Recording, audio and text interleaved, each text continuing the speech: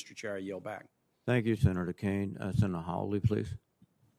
Thank you, Mr. Chairman, and thanks to all the witnesses for being here. Mr. Sherman, let me start with you. The use of Chinese-made hardware like printed circuit boards poses a major cybersecurity concern for the United States. I spoke about this with Microsoft's President Brad Smith when he was here earlier this year. He agreed with this assessment. Let me ask you if you agree that it's time for DOD to stop using Chinese printed circuit boards in the information systems that our warfighters depend on to defend their country. Senator, I see China as a paramount threat to our systems, everything we're doing at DOD, and if confirmed, that would absolutely be something I would look at. We do not want the Chinese in or near our system, sir. Let me ask you about China with regard to Taiwan. If China invades Taiwan, it will likely try to do so by surprise, of course, and as quickly as possible. That's the fait accompli scenario. One of the ways in which it will likely try to achieve its objectives is to overwhelm our cyber defense systems and try to degrade or neutralize as many of our critical defense systems as possible. So in your assessment, is DOD currently prepared to withstand and fight through a barrage of cyber attacks in the event of a Chinese attempted fait accompli?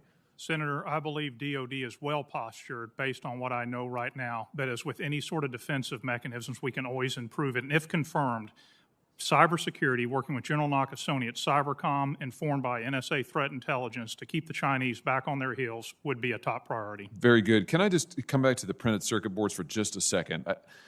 You said that China was a concern. I appreciate that.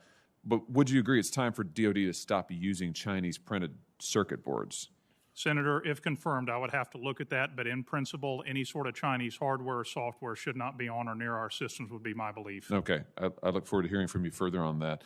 On the Taiwan question again, talk to us about how the requirements for defending against a surge of cyber attacks like we were just talking about, how do those differ from the requirements for defending against Chinese cyber attacks on American systems during peacetime? In other words, what do we need to be prepared for in a effectively a kinetic scenario that we otherwise wouldn't be?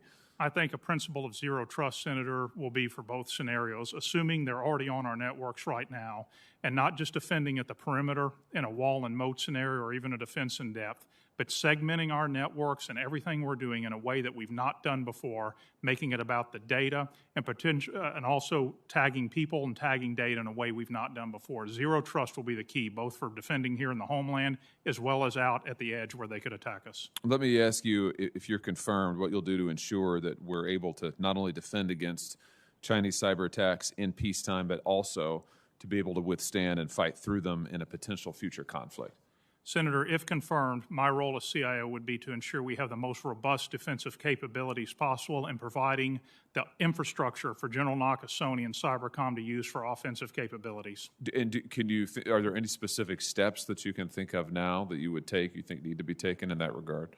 The most immediate step, if confirmed, would be what we call Enterprise Identity Credential Access Management, or ICAM. Somewhat of a techie term, but something that has to be there to be able to tag the people and tag the data on that zero trust scenario, sir. Good. Let me ask you a little bit about the consolidation of our industrial base. This is something that I've raised with other nominees before the committee. DOD has long struggled with this increasing consolidation. We're seeing problems now with emerging technologies where just a few large companies in this country can own a lot of technology or can buy it up.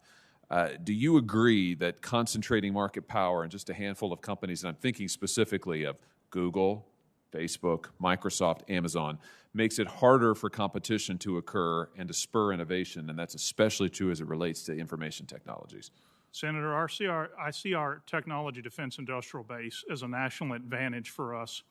In terms of their consolidation, all I can say, if confirmed as CIO, I will be a very tough customer to all of them without favoritism or bias, and making sure our warfighters get the very best technology for their warfighting needs. Yeah, you're anticipating there my next question, which is how can we ensure a robust and competitive marketplace for these emerging technologies that isn't dominated by a few firms and ultimately is getting us the best innovation that's possible and that we need in order to succeed?